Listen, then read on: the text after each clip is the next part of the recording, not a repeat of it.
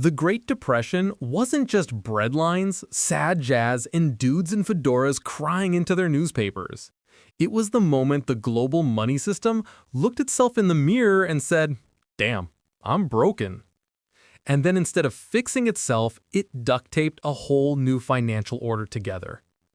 See, people imagine the Depression as Wall Street bankers jumping out of windows, which, yes, happened. But the real story?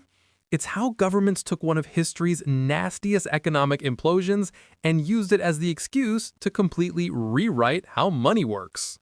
Spoiler, that rewrite never really ended. Think of it like your PC crashing so hard you have to reinstall Windows. Except in this case, Windows was the gold standard, and the reboot turned into the world of fiat currency we still live in. Basically, money went from backed by shiny yellow rocks to backed by government vibes. And before you think this is just dusty history, remember, every stimulus check, every bailout, every money printer go brrr meme, all of that traces back to the 1930s.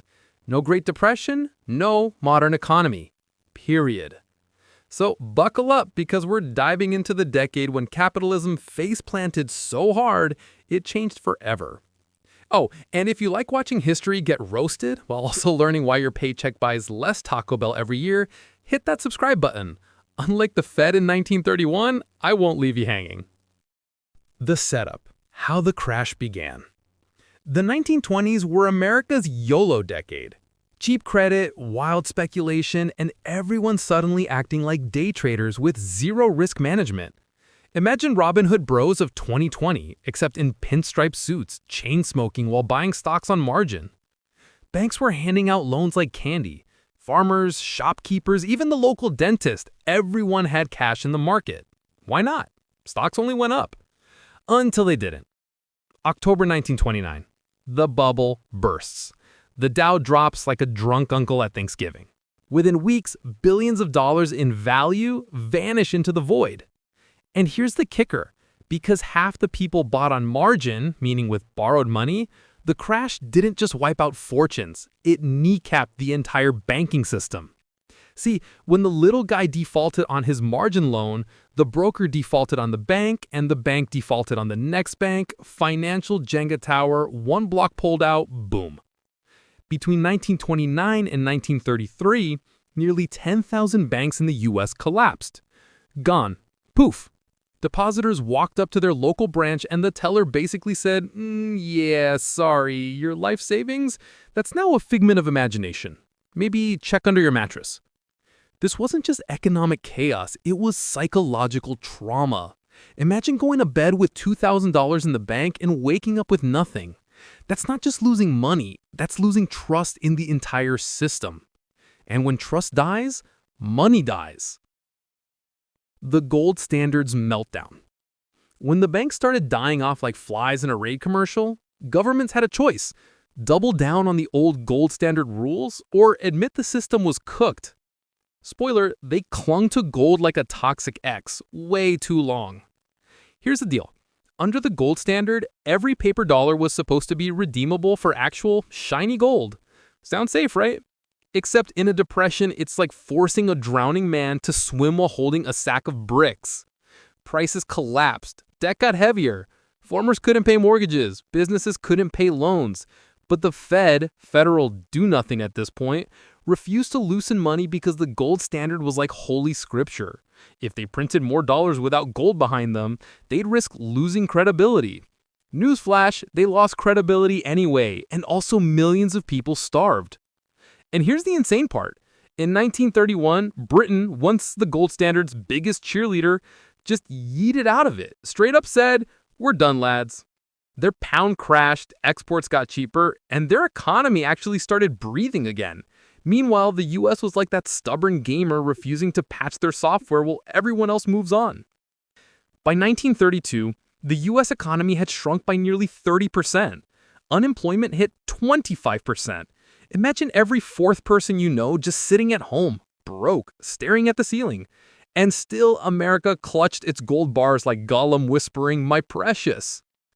Enter Franklin Delano Roosevelt, FDR, or as I like to call him, Franklin the Gold Grabber.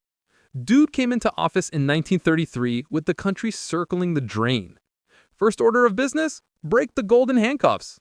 He declared a national bank holiday. Not the fun kind with beers and fireworks, but the you literally cannot access your money kind. All banks closed for a week while the government inspected who was solvent and who was basically a financial corpse. Then came the big power move. Executive Order 6102. FDR straight up told Americans, hand over your gold. Yeah, citizens were required to sell their gold to the government at $20.67 an ounce, or risk fines and jail. Imagine your president today saying, give me your Bitcoin or you're going to prison. That's how wild this was. Once Uncle Sam had the stash, the government conveniently revalued gold to $35 an ounce. Translation, everyone who handed in their gold just got scammed by 70%. It was the largest wealth transfer in U.S. history up to that point. And it worked, because with more gold on the government's books, suddenly the money supply could expand. Printing presses on. From there, FDR rolled out the New Deal. Public works, job programs, Social Security.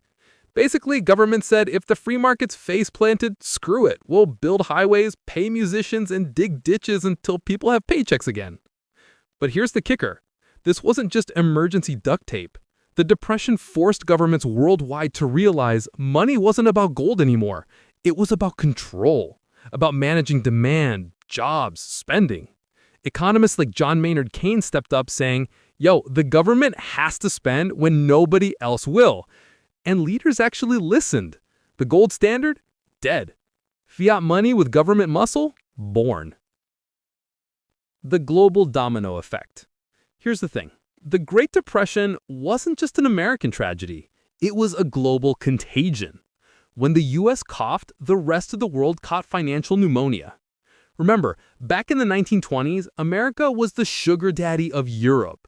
After World War I, the US loaned massive amounts to Britain, France, and Germany. Everyone owed Uncle Sam money.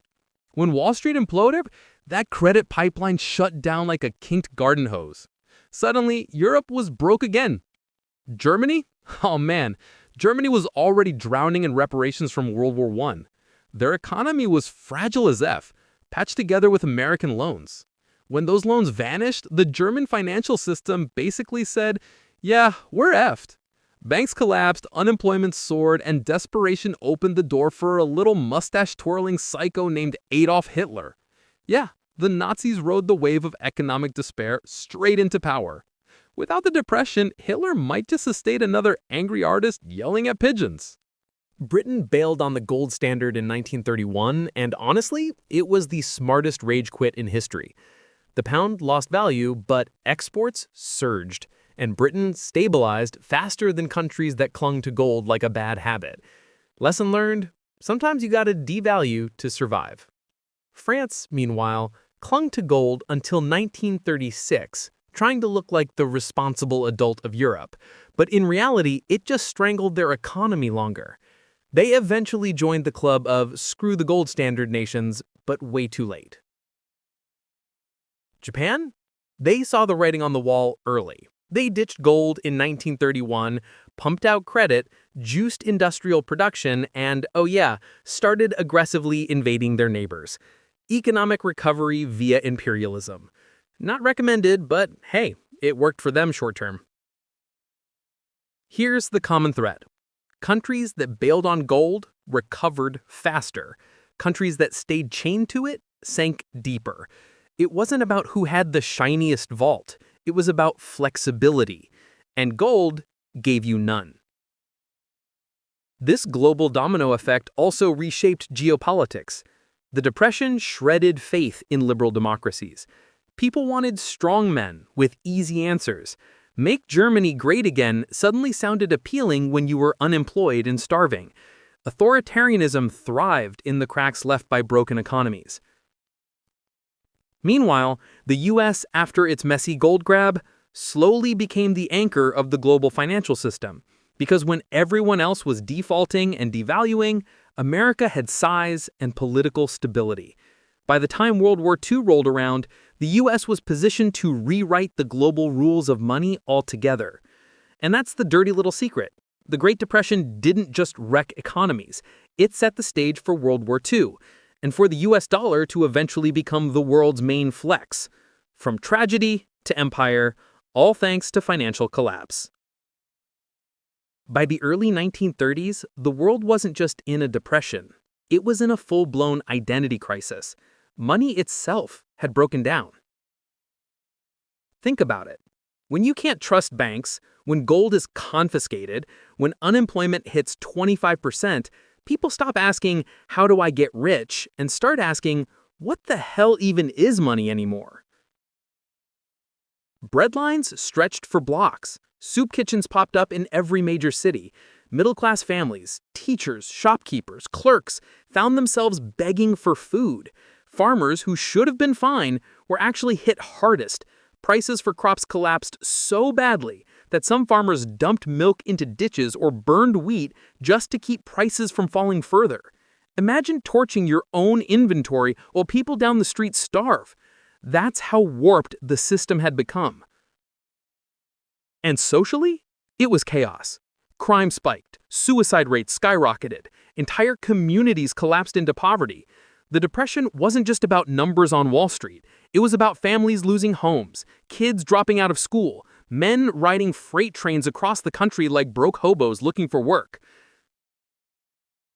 Politically, things shifted fast. Before the Depression, small government balanced budget was the religion of the land.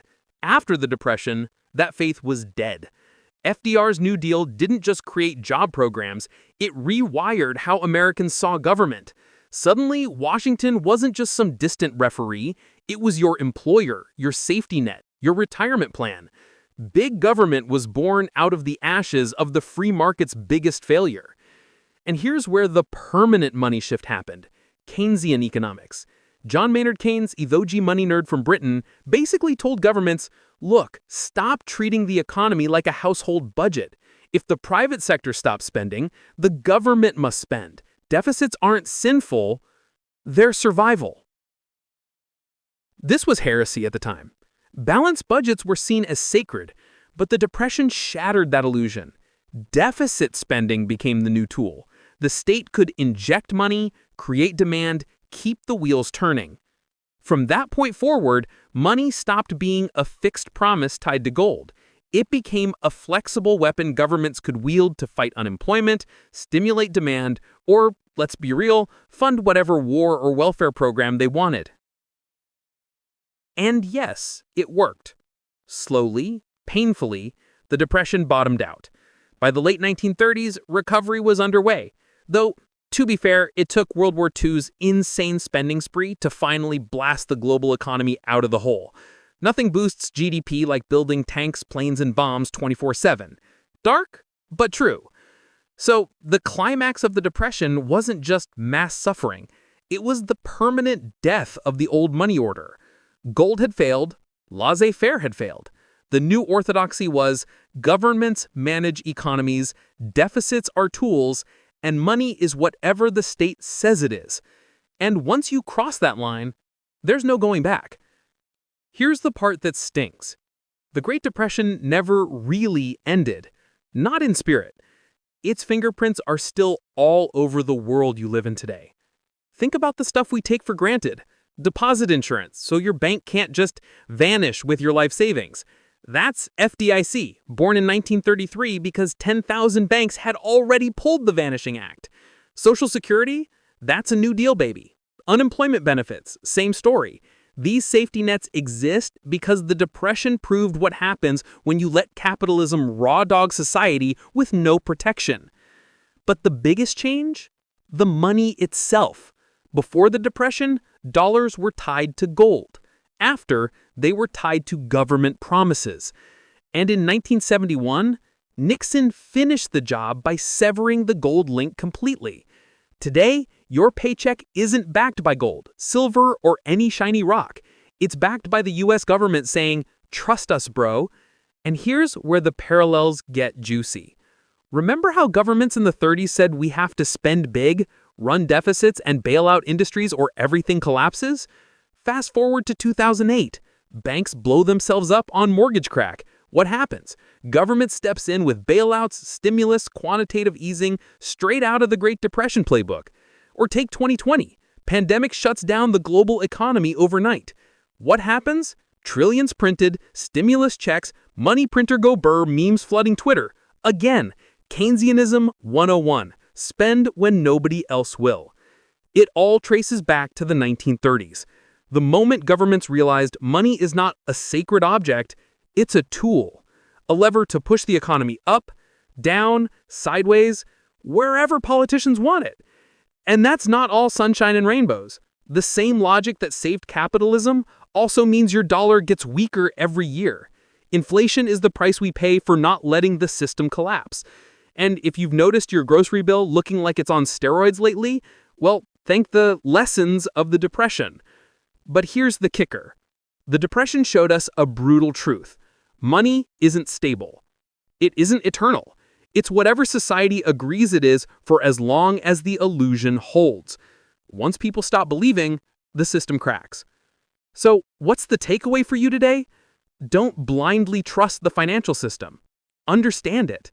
Governments will always choose survival over honesty. They'll confiscate gold, print money, rewrite rules, whatever it takes. And you, the average citizen, are basically playing economic dodgeball while they throw the balls. But knowledge is armor. Knowing the Depression story means you can spot the same patterns now. Bubbles, crashes, bailouts, government interventions dressed up as innovation. Different century, same scams. So yeah, the Great Depression changed money forever. It killed the gold standard, birthed fiat money, gave governments the steering wheel, and set us on the road we're still driving. Whether that road leads to stability or another cliff, that's the trillion-dollar question.